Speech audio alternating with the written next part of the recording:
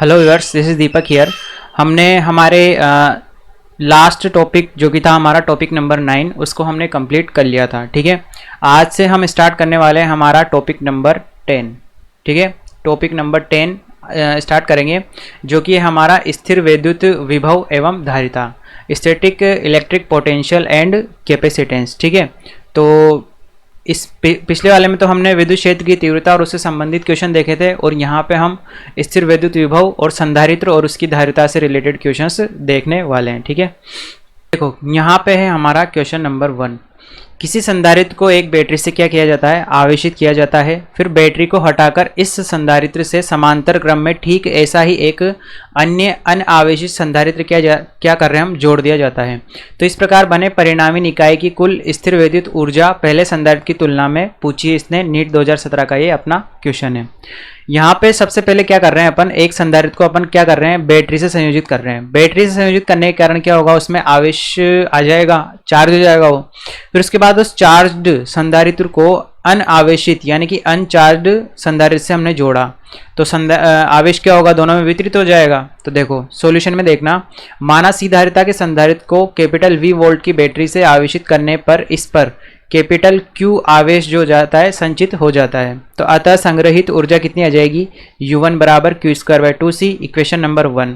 अब U क्या होता है आपका? Q²/2C, ये होता है आपका संचित ऊर्जा, संधारित्र में संचित ऊर्जा का सूत्र, संचित ऊर्जा का सूत्र। और यही संचित ऊर्जा आपके किस रूप में संचित होती है? स्थितिज ऊर्जा के रूप में, यानी कि वैद्युत स्थितिज ऊर्जा के रूप में। तो अब प्रश्नानुसार दूसरे संधारित्र से जोड़ने पर, अब ये मैंने बैटरी से संयोजित किया, तब तो इतना आवेश या फिर इतनी स्थितिज ऊर्जा आ गई उसमें, है ना। फिर दूसरे संधारित्र यानी कि खाली वाले संधारित्र से जोड़ेंगे, तो आवेश संरक्षण के नियम से कैपिटल Q आवेश जो है वो दोनों संधारित्र पर बराबर रूप से क्या हो जाएगा? विभाजित हो जाएगा। यानी कि ये जो पहले वाला संधारित्र था इस पर भी Q/2 आवेश आ जाएगा, और दूसरे वाले संधारित्र पे भी क्या आ जाएगा? Q/2 और Q/2 आवेश। अब निकाय की स्थितिज ऊर्जा, यानी कि ये तब की स्थितिज ऊर्जा है जब मैंने दोनों संधारित्रों को जोड़ रखा है। तो पूरे निकाय की देखेंगे, यानी दोनों संधारित्र की, और एक की क्या होती है? Q²/2C, और आवेश का मान Q/2, तो Q/2 का whole square. Same as it is यहाँ पे कर लेंगे, तो U2 कितना आ जाएगा मेरा? 1/4 Q²/C, समीकरण नंबर 2। फिर समीकरण 1 और 2 को भाग लगा देंगे, भाग लगाएंगे तो क्या मिलेगा? U1 बराबर 2U2, यानी कि फाइनली क्या मिला? U2 बराबर U1/2। यानी कि अंत में वैद्युत स्थितिज ऊर्जा प्रारंभ में वैद्युत स्थितिज ऊर्जा की आधी हो जाएगी। यानी कौन सा ऑप्शन सही है हमारा? ऑप्शन नंबर बी क्या होगा करेक्ट आंसर? आधी हो जाएगी। कौन आधी होगी? कुल स्थिर वैद्युत ऊर्जा, या फिर आप कह सकते हो पोटेंशियल एनर्जी। ठीक है, पोटेंशियल एनर्जी, पोटेंशियल एनर्जी को अपन वो क्या बोलते हैं? स्थितिज ऊर्जा। ठीक है, देखो नेक्स्ट है हमारा क्वेश्चन नंबर 2। ठीक है, क्वेश्चन नंबर 2। यहाँ आरेख में कुछ समविभव क्षेत्र दर्शाए गए हैं। ठीक है, 4 आरेख दे रखे हैं, जिनमें चारों में अलग अलग आपके समविभव पृष्ठ दे रखे हैं। ठीक है, तो 4 आरेख 1, 2, 3 और 4। प्रत्येक आरेख एक धनात्मक आवेश को कैपिटल A से कैपिटल B तक ले जाते हैं। तो इस प्रक्रम में स्मॉल q को A से B तक ले जाने में, ठीक है, जो कार्य करना पड़ेगा वो किसी में ज़्यादा या किसी में कम या समान या किसी जो भी हो, वो उसने कंडीशन यहाँ पे पूछी है। नीट 2017 में पूछा गया क्वेश्चन है। ठीक है, अब पहले वाले चित्र में इसने कैसी लाइनें बना रखी है? सभी समांतर रेखाएं बना रखी है। सेकंड वाले चित्र में इसने थोड़ी सी आड़ी टेढ़ी है, लेकिन अपने खुद के क्षेत्र में तो समांतर है। तीसरे वाले चित्र में इसने सभी रेखाएं समांतर है, लेकिन इनके बीच की दूरियां अलग अलग है। और चौथे वाले चित्र में लगभग समान दूरी है, लेकिन इनको थोड़ा सा आपको वृत्तीय शेप में इसने थोड़ा सा कर्व दे दिया है। तो देखना कार्य बराबर क्या होता है? चूंकि Q बराबर W बराबर Q डेल्टा V, या फिर W बराबर QV, जहाँ V क्या होता है आपका? विभवांतर। इसी को अपन डेल्टा V को अपन ने ऐसे लिख लिया कि W बराबर Q V2 माइनस V1। ठीक है, तो V2 तो हो जाएगा मेरा अंतिम बिंदु, मतलब अंतिम बिंदु का विभवांतर, और V1 क्या हो जाएगा? प्रारंभिक बिंदु का विभवांतर। ठीक है, तो A से B तक ले जाने का कार्य कैसे लिखेंगे अपन? जैसे W A से B तक ले जाने का कार्य क्या आ जाएगा? VB minus VA। ठीक है, यानी बिंदु B का विभव और बिंदु A का विभव। अब यहाँ सभी चित्रों में VB माइनस VA कितना मिलेगा? 20। क्यों? क्योंकि जैसे इसने ये लाइन और ये लाइन जैसे ये बिंदु पर ये वाला बिंदु और ये वाला बिंदु, तो इस रेखा पर मैं कोई भी बिंदु ले लूं उसमें मेरे विभव वही रहेगा, ठीक है, विभव चेंज नहीं होगा। यानी कि जैसे मैं अगर ये वाली लाइन देखूं, ठीक है, तो इस वाली लाइन पे पूरी पर है ना, क्योंकि ये समविभव क्षेत्र है तो यहाँ पर विभव क्या होगा, समान। तो अर्थात प्रत्येक स्थिति में समान विभवांतर है, अतः आवेश का मान क्यू भी क्या है, समान। अब कार्य क्या होगा, W बराबर क्यू वी, यानी कि विभव तो ये हो गया और इसको किससे गुणा करना है, आवेश से। तो चारों चित्रों में V V minus V A के मान समान है और आवेश क्यू का मान चेंज होगा नहीं। तो और स्थिर विद्युत बल का कार्य पथ पर निर्भर नहीं करता। और ये आप जानते हो कि स्थिर विद्युत बल का जो कार्य होता है, स्थिर विद्युत बल जो होता है ना अपना, संरक्षी बल होता है। कैसा बल होता है, संरक्षी बल, ठीक है, संरक्षी बल। और संरक्षी बलों के कार्य क्या होते हैं, आपके पथ पर निर्भर नहीं करते, ठीक है, पथ पर निर्भर नहीं करते। कौन से बलों के कार्य, संरक्षी बलों के कार्य आपके पथ पर निर्भर नहीं करते। तो ये पथ पर निर्भर नहीं करेगा, ठीक है, तो फाइनल और प्रारंभिक और अंतिम विभव पर निर्भर करेगा। और एक आवेश पर करता है, आवेश चेंज कर ही नहीं रहे अपन। तो क्या आ जाएगा इसमें, ऑप्शन नंबर बी क्या होगा करेक्ट आंसर। सभी आरेखों में समान कार्य करना पड़ेगा। कार्य अलग अलग तब होता जब ये समविभव पृष्ठ में जो विभवांतर है ना, ये अलग अलग वो देता, तो विभव में अंतर आ जाता, ठीक है। तो क्या होगा हमारा सही आंसर, सभी आरेखों में समान कार्य करना पड़ेगा। देखो नेक्स्ट क्वेश्चन है हमारा क्वेश्चन नंबर 3। क्वेश्चन नंबर 3 में इसने दिया हुआ है कि एक समांतर पट्टी का संधारित्र का क्षेत्रफल कैपिटल A तथा इसकी धारिता कैपिटल C है, ठीक है। अब ये जो बड़ा वाला संधारित्र है, इसकी धारिता और क्षेत्रफल दिया उसने। इसकी दो प्लेटों के बीच की दूरी दे रखी है स्मॉल d, और इसमें क्रमशः K1, K2, K3 और K4 परावैद्युतांक के 4 परावैद्युत पदार्थ नीचे दिए गए आरेख में दर्शाए गए अनुसार भरे गए हैं, ठीक है। ये जो आरेख दे रखा है इसके अनुसार भरे गए हैं। यदि इन चारों परावैद्युत पदार्थों के स्थान पर इस संधारित्र में कैपिटल K परावैद्युतांक का केवल एक परावैद्युत भरा जाए ताकि उसकी धारिता कैपिटल C ही रहे, तो कैपिटल K का मान होगा। नीट फेज सेकंड 2016 का ये क्वेश्चन है आपका, ठीक है। तो पहले तो आपको एक चीज ध्यान रखनी है कि जैसे मान लो ये संधारित्र है आपका, इसमें कोई पराविद्युत पदार्थ नहीं है, निर्वात है यहाँ पर, ठीक है। और इसकी विद्युतशीलता कितनी है, एप्सिलॉन 0, ठीक। तो इसकी धारिता का सूत्र होता है C बराबर A एप्सिलॉन 0 बटा D। यदि लेकिन मैं यहाँ पे कोई माध्यम भर देता हूँ तो वहाँ पे ये एप्सिलॉन 0 की जगह क्या आ जाएगा, एप्सिलॉन आ जाएगा। और एप्सिलॉन बराबर क्या होता है, एप्सिलॉन 0 इंटू एप्सिलॉन R, ठीक है।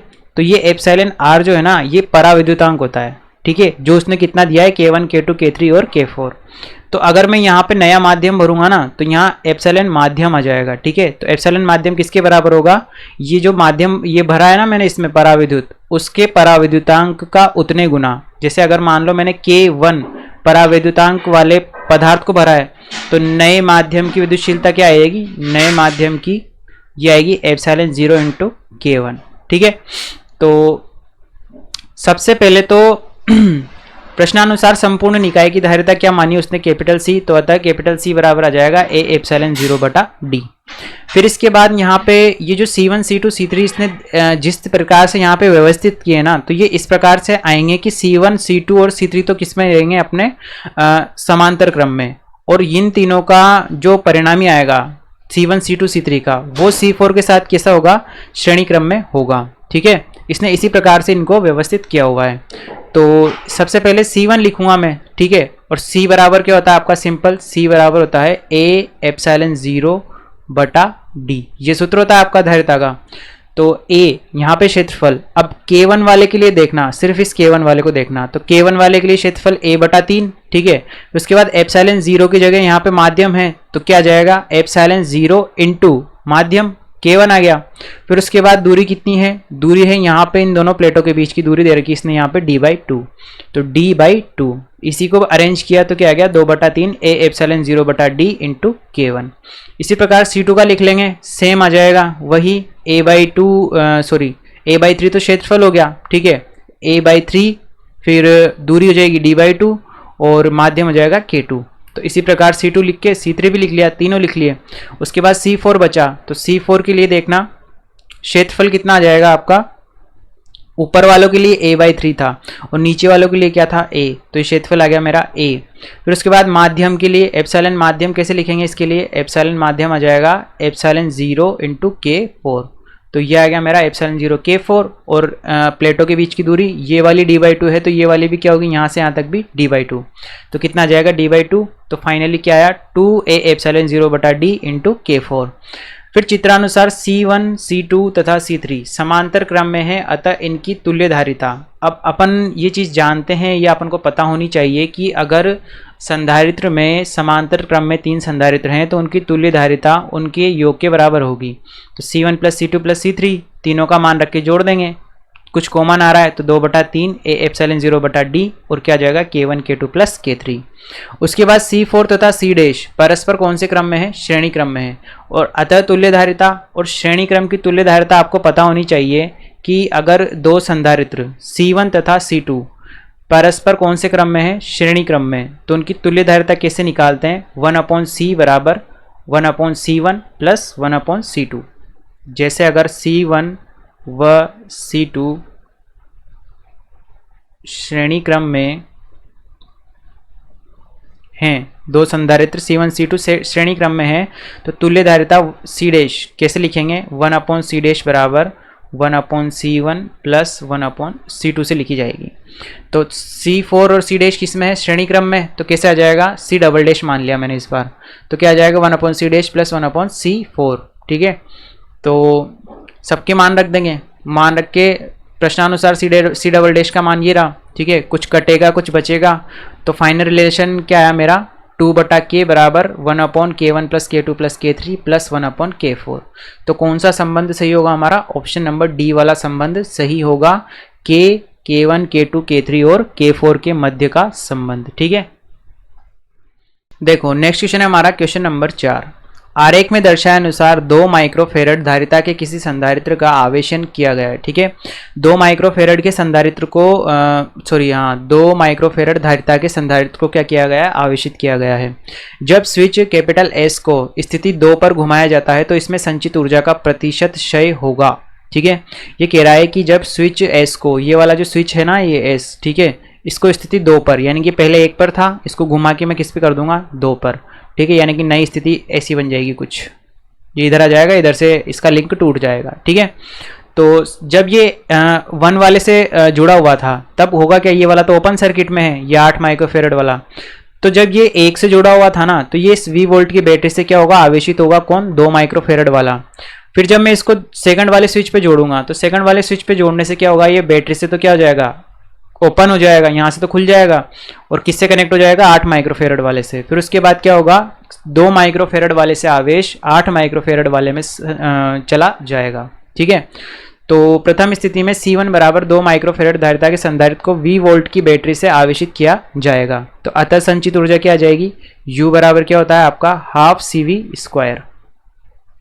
तो हाफ आ गया C1 धारिता C1 और V², तो 1/2 इंटू 2, C1 धारिता दे रखी है उसने 2 माइक्रोफेरड, तो माइक्रो की जगह 10⁻⁻6 और ये V² एज इट इज, तो U1 बराबर क्या है, 10⁻⁻6 कैपिटल V²। अब स्विच को जब मैं 2 पर जोड़ूंगा तो स्विच जोड़ने पर C1 C2 के साथ समांतर क्रम में आ जाएगा, यानी कि जब मैं स्विच जोड़ूंगा ना ये दूसरा वाला, तो 2 माइक्रोफेरड और 8 माइक्रोफेरड किस में होंगे, आपका परस्पर अपने समांतर क्रम में होंगे। ठीक है, तो ये C1 तो 2 माइक्रोफेरड वाला है और C2 आपका 8 माइक्रोफेरड वाला है। तो हम जानते हैं कि 2 चालकों को जोड़ने पर ऊर्जा ऊष्मा के रूप में क्या होगी, निम्न होगी, यानी कि जब 2 चालकों को अपन ऐसे जोड़ेंगे C1 C2 वालों को, तो उसमें ऊर्जा का परिवर्तन का सूत्र ये होता है 1/2 C1 C2 upon C1 plus C2 और कोष्टक में V1 माइनस V2 का होल स्क्वायर। डायरेक्ट फॉर्मूला है, आपको ध्यान होना चाहिए ये वाला। ठीक है, तो यहाँ पे सबका मान रख देंगे, C1 और C2 का रख देंगे। ठीक है, और V1 V2 का रखेंगे, जहाँ पे V2 क्या है मेरा 0 प्रारंभ में 8 माइक्रोफेरड वाले पे कोई विभवांतर नहीं था, इसलिए प्रारंभ में इसके लिए V2 बराबर क्या है 0, और इस वाले पर तो था, कितना था, कैपिटल V के बराबर। सोल्व किया तो कितना आया, डेल्टा U बराबर 1/2 1.6 इंटू V²। तो प्रतिशत हानि क्या आ जाएगी, डेल्टा U, यानी कि जो कमी हुई वो बटा U1 प्रारंभ में जो था वो, और इंटू 100, और फाइनल में प्रतिशत, तो कितना आएगा ये आपका 80%। तो कितना प्रतिशत ऊर्जा का क्षय होगा इसकी? 80% एनर्जी क्या होगी उसमें 8 माइक्रोफेरेड वाले में ट्रांसफर हो जाएगी।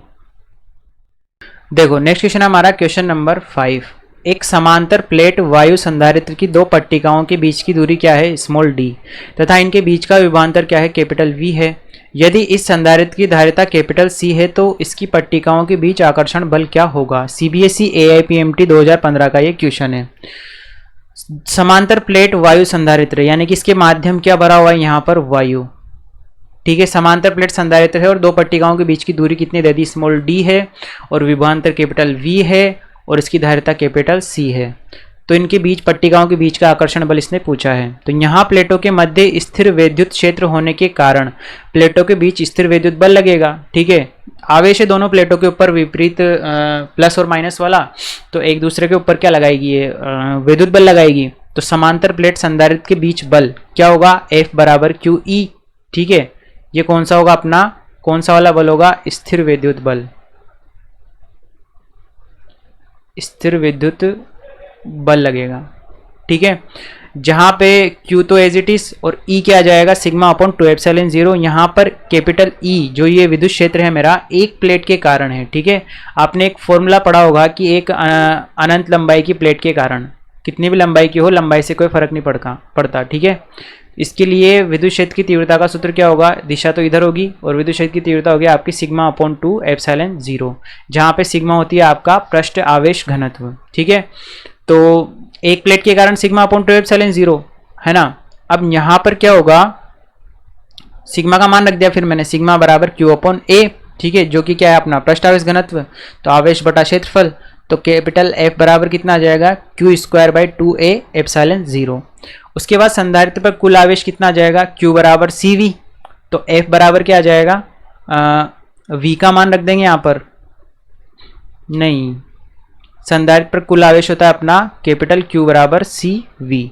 तो यहाँ पर Q की जगह रखेंगे, ये वाला जो Q है ना इसके स्थान पर CV रख देंगे, तो C स्क्वायर V स्क्वायर आ गया। उसके बाद C का सूत्र क्या होता है? A एप्सिलॉन 0 बटा D। ठीक है, तो ये C के स्थान पर A एप्सिलॉन 0 बटा D रख देंगे, कैलकुलेट करेंगे तो F बराबर कितना आ जाएगा मेरा यहाँ पर? CV square by 2D। तो सही आंसर कौन सा होगा हमारा? Option number B correct answer होगा, CV स्क्वायर बाई 2D। ठीक है, देखो नेक्स्ट क्वेश्चन है हमारा क्वेश्चन नंबर 6। किसी समांतर पट्टिका संधारित्र की धारिता क्या दे रखी है? कैपिटल C है। इससे पहले कैपिटल V विद्युत वाहक बल के सेल से क्या करते हैं अपन? जोड़ देते हैं और फिर सेल से क्या कर लेते हैं? हटा लेते हैं। जब इसको V वोल्ट की बैटरी से जोड़ेंगे तो वो चार्ज हो जाएगा संधारित्र। इसके पश्चात संधारित्र की दो पट्टिकाओं प्लेटों के बीच के स्थान को एक परावैद्युत पदार्थ के स्लेब यानी कि पट्ट से पूरा भर दिया जाता है, यानी कि जो उसके बीच का खाली स्थान था उसको अन्य परावैद्युत पदार्थ के पट्टिका द्वारा पूरा भर दिया संधारित्र के बीच में।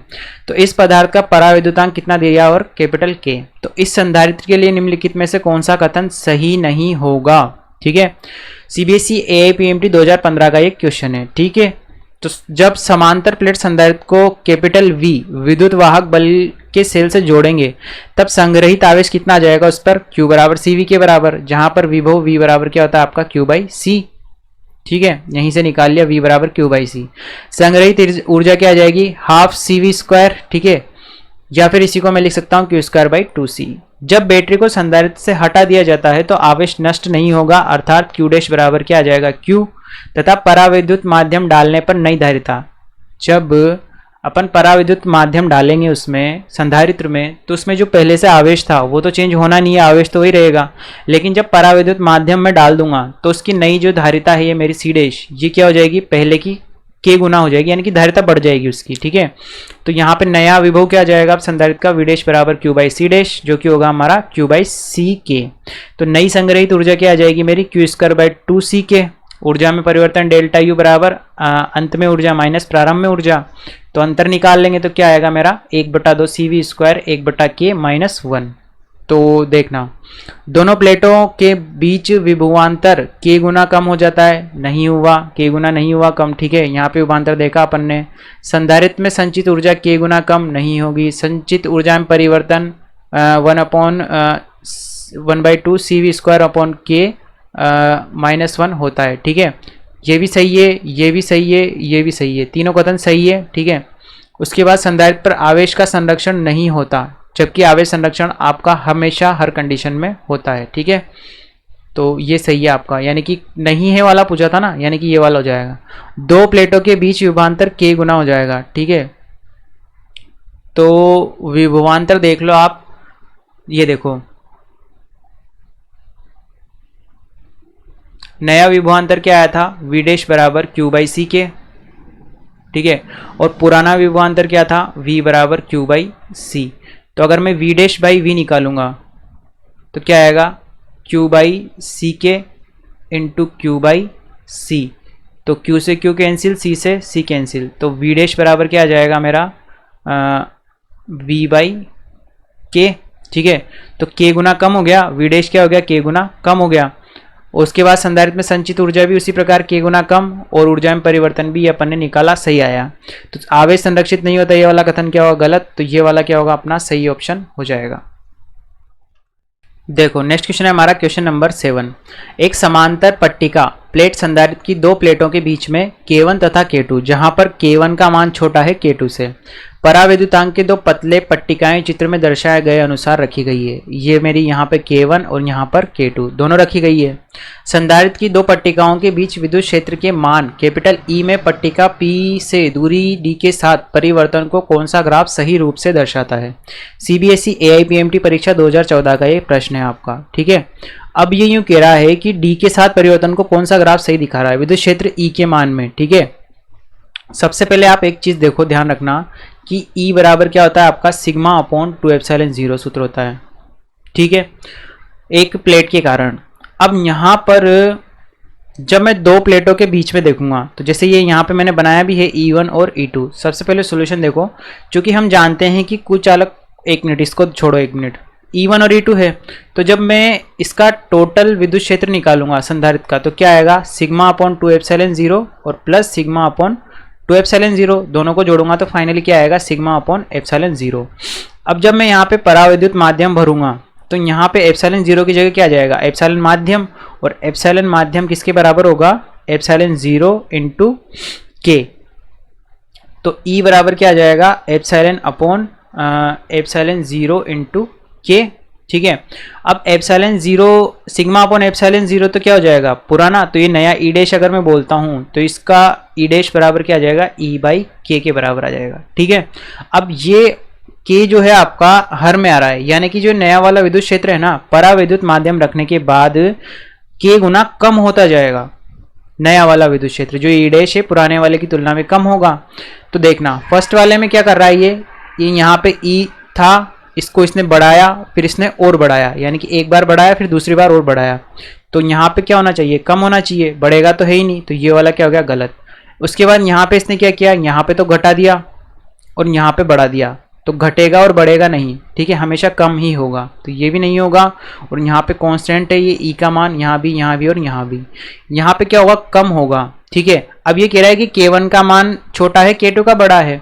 तो हर में अगर छोटी संख्या होगी और एक बार, जैसे अगर मान लो 1/2 बड़ा है या 1/3 बड़ा है, ऑफकोर्स 1/2 बड़ा है। ठीक है, तो जहाँ पे K1 का मान कम होगा वहाँ पे E का मान क्या होगा, ज़्यादा। यानी कि यहाँ पे ये K1 के लिए था, तो यहाँ पे ये E का मान ज़्यादा है E डैश का, और यहाँ पे K2 का मान ज़्यादा था, तो E का मान क्या हो गया, और कम हो गया। ये इधर की तरफ मान कम हो रहे हैं और ऊपर की तरफ बढ़ रहे हैं। तो ऑप्शन नंबर सी क्या होगा अपना करेक्ट आंसर। फिर यहाँ पे मैंने ये भी लिखा है कि चूंकि हम जानते हैं कि कुचालक पदार्थ परावैद्युतांक जितना अधिक होगा उस पदार्थ में विद्युत क्षेत्र क्या होगा, उतना ही क्या होगा, कम। कहाँ से पता लगा, ये यहाँ से। ठीक है, तो और संधारित्र के लिए E बराबर सिग्मा अपॉन एप्सिलॉन 0, ये मैंने निकाला ही था आपका। ठीक है, तो कौन सा ऑप्शन सही होगा अपना, ऑप्शन नंबर सी क्या होगा करेक्ट आंसर होगा। नेक्स्ट क्वेश्चन है हमारा क्वेश्चन नंबर 8। किसी क्षेत्र में विभव को capital V of x y z is equal to 6x minus 8xy minus 8y plus 6yz से निरूपित किया जाता है, जहाँ पे कैपिटल V वोल्ट में है तथा x, y और z मीटर में है। ठीक है, तब बिंदु 1 और 1 पर स्थित 2 कूलाम आवेश वाला विद्युत बल होगा। CBSE AIPMT परीक्षा 2014 का क्वेश्चन है आपका। ठीक है, 4 ऑप्शंस दे रखे हैं। हम जानते हैं कि विद्युत क्षेत्र E में आवेश Q पर विद्युत बल F बराबर QE के बराबर, और E बराबर आपका minus del V by del R भी होता है। ठीक है, उसके बाद विभव v का x y z के सापेक्ष आंशिक अवकलन निकाल लेंगे, ठीक है। तो ई एक्स कितना आएगा, del V by del x. तो जब मैं x के सापेक्ष आंशिक अवकलन करूंगा तो ये जो विभव का फलन है मेरा, ये कौन सा फलन था, विभव का फलन। इस विभव के फलन में जब मैं x के सापेक्ष आंशिक अवकलन करूंगा तो क्या होगा, x तो क्या होगा मेरा चर तथा बाकी सब अचर हो जाएंगे, ठीक है। यानी कि y और z अचर हो जाएंगे। यहाँ पे क्या होगा, y चर और बाकी सब अचर, यहाँ पे z चर बाकी सब अचर। तो देखना यहाँ पे मैं एक बता देता हूँ आपको करके, जैसे मैं थोड़ा सा बता देता हूँ। Del by del x of 6x minus 8xy minus 8y plus 6yz, ठीक है। तो x चर राशि है तो 6x का कितना आ जाएगा, 6 माइनस x चर राशि है तो x का तो 1 हो जाएगा, 8 और y तो बाहर आ जाएंगे, 8y तो बाहर आ जाएंगे, x का कितना हो जाएगा 1, ठीक है। माइनस 8y, 8 अचर है, y भी अचर है 0, 6 अचर, y अचर, z अचर, इसका भी 0। तो फाइनली क्या आएगा 6 माइनस 8y, ठीक है। इसी प्रकार से आपका ये y और z के सापेक्ष। फिर बिंदु 1 1 1 पर ex ey तथा ez के मान निकाल लेंगे। जैसे यहाँ पर 1 1 1 रख देंगे x y और z के मान, तो ex ey और ez का मान क्या क्या आएगा मेरे पास, -2 -10 और 6। फिर ex ey तथा ez परस्पर क्या होंगे, लंबवत होंगे। अतः कुल विद्युत क्षेत्र क्या आ जाएगा, ई टोटल कितना आ जाएगा, अंडर रूट में ex का स्क्वायर प्लस ey, ये आपका अंडर रूट में ex का स्क्वायर प्लस ey का स्क्वायर प्लस ez का स्क्वायर, तीनों के स्क्वायर आ जाएंगे, ठीक है। जोड़ेंगे इसको तो कितना आएगा फाइनली 2√35, ठीक है। ये आया मेरा e। तो f बराबर कितना आ जाएगा, q इंटू ई। तो q से गुणा कर देंगे तो कितना आ जाएगा 4√35 न्यूटन। क्यों, क्योंकि ये भी क्या है आपका बल। तो 4√35 क्या होगा आपका, ऑप्शन नंबर 4 करेक्ट आंसर होगा। नेक्स्ट क्वेश्चन है हमारा क्वेश्चन नंबर 9। 1 सेमी तथा 3 सेमी त्रिज्या के धातु के दो गोलों को क्रमशः -1 × 10⁻² कूलाम तथा 5 × 10⁻² कूलाम आवेश क्या है दिया गया है। यदि इनको एक चालक तार से जोड़ दिया जाए तो बड़े गोले पर अंतिम आवेश क्या होगा। CBSE AIPMT मेंस परीक्षा 2012 का ये प्रश्न है। जोड़ने से पहले ये रहे दो गोले और जोड़ने के बाद ये रहे दो गोले। त्रिज्या R1 आवेश Q1, त्रिज्या R2 आवेश Q2। वही त्रिज्या R1 R2, लेकिन इस बार क्या होगा, आवेश Q डैश हो गया और ये आवेश क्या होगा, दोनों पर समान होगा। अब यहाँ पर ये होगा कि आवेश जिसमें ज़्यादा है उससे कम वाले की ओर प्रवाहित होता रहेगा ये, और कब तक होगा कि जब तक दोनों का आवेश क्या ना हो जाए बराबर। तो ये जब मैंने जोड़ा ना इसको, तो ये आवेश का प्रवाह होने के बाद फाइनली क्या हो जाएगा, दोनों में आवेश समान। अकॉर्डिंग टू क्वेश्चन R1 दिया है 1 सेंटीमीटर, मीटर में चेंज कर लेंगे, Q1 हो गया आपका कूलाम, ठीक है। R2 भी, इसको भी मीटर में चेंज कर लिया और ये हो गया आपका आवेश। जोड़ने के बाद आवेश प्रवाह तब तक होगा जब तक कि दोनों का विभव समान ना हो जाए, ठीक है। आवेश उच्च विभव से निम्न विभव की ओर संचरित होगा। जोड़ने के बाद छोटे व बड़े गोले पर आवेशों का अनुपात क्या आ जाएगा आपका, Q1/Q2 बराबर C1/C2। समीकरण नंबर 1, चालक गोले की धारिता C बराबर क्या होती है आपकी 4πε0r, यानी कि C किसके प्रोपोर्शनल है, R के। तो समीकरण 1 से क्या आ जाएगा आपका Q1/Q2 यानी कि R1/R2 के बराबर, तो कितना आ जाएगा 1/3 के बराबर। तो यहाँ से Q1 बराबर क्या आ जाएगा Q2/3, समीकरण नंबर 2। फिर आवेश संरक्षण के नियम अनुसार Q1 और Q2 का मान कितना आएगा, प्लस करेंगे दोनों को तो कितना आया ये 4 × 10⁻² कूलाम। फिर समीकरण 2 से Q1 का मान रख देंगे, ठीक है। इसी समीकरण में Q1 का मान रख देंगे, ठीक है। तो सोल्व आउट करेंगे तो Q2 का मान कितना आएगा मेरा 3 × 10⁻² कूलाम आ जाएगा, ठीक है। तो बड़े गोले पर अंतिम आवेश कितना होगा 3 × 10⁻² कूलाम। तो कौन सा ऑप्शन सही होगा आपका 3 × 10⁻² कूलाम, ठीक है। मैंने थोड़ा सा एक चीज बोल दी कि आवेश जब तक समान ना हो जाएगा, ठीक है। तो हाँ ठीक है, आवेश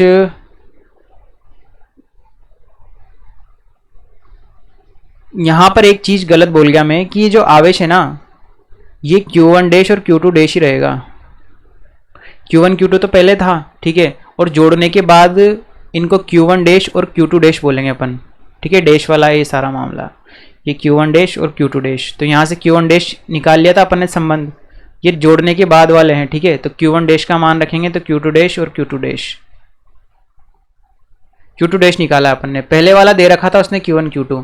ये यहाँ पे समान क्यों नहीं है, क्योंकि अगर ये दोनों की त्रिज्याएं समान होती तो धारिताएं समान निकलती, और धारिताएं अगर समान होती तब ये जो आवेश वितरित होता ना दोनों में, तो ये समान रूप से वितरित होता, Q डैश के बराबर होता वो, ठीक है। क्योंकि यहाँ पे त्रिज्याएं अलग अलग है तो इन पे आवेश भी अलग अलग जाएगा, ठीक है।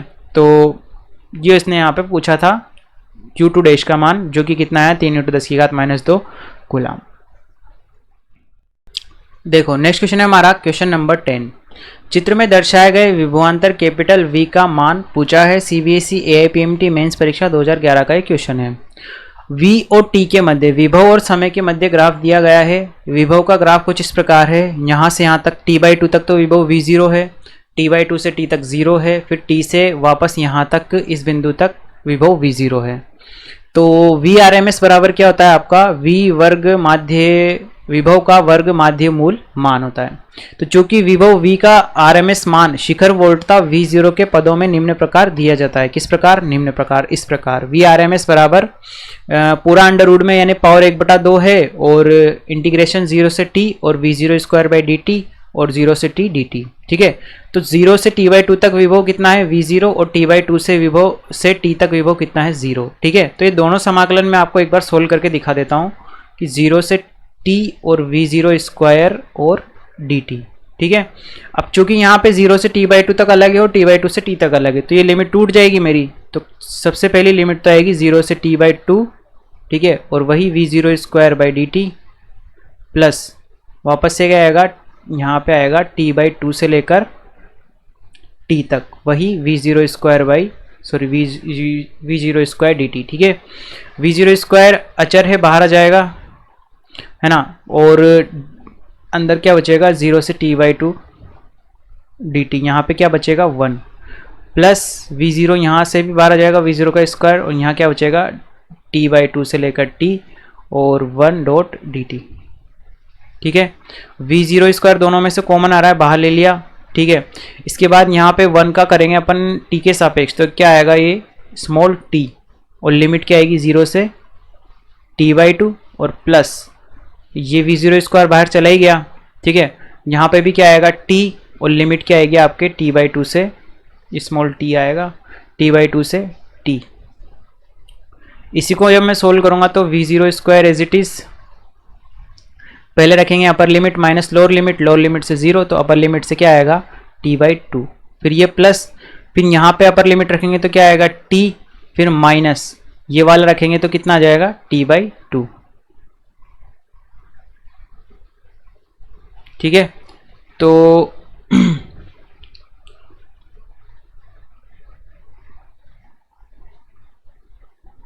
इसके बाद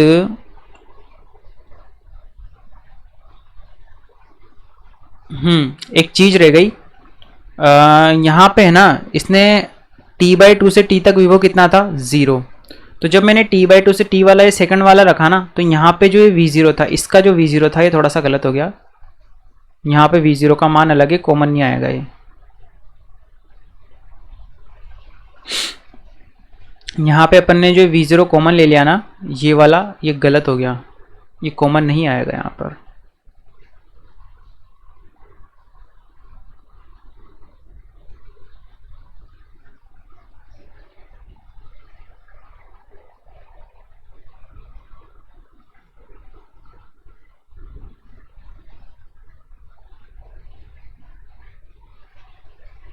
देखो यहाँ पर क्या होगा कि जब 0 से T/2 था मान, ये 0 से T/2 तक विभव क्या था V0, तो ये तो सेम आ जाएगा V0 का स्क्वायर, और इसका समाकलन करेंगे तो क्या आ जाएगा स्मॉल t 1 का, और 0 से T/2 लिमिट आ जाएगी।